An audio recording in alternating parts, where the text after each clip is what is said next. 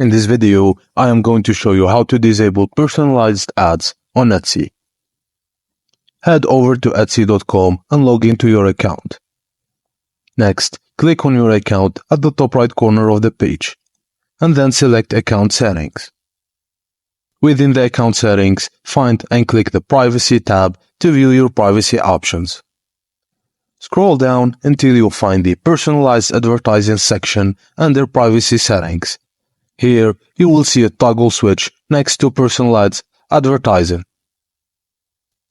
Click on the toggle to switch Personalized Advertising to Off. Note that if you're in Europe, Personalized Advertising might already be turned off by default due to privacy regulations.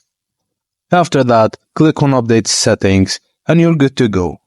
And that's it, guys. Thank you for watching, and please don't forget to like and subscribe for more.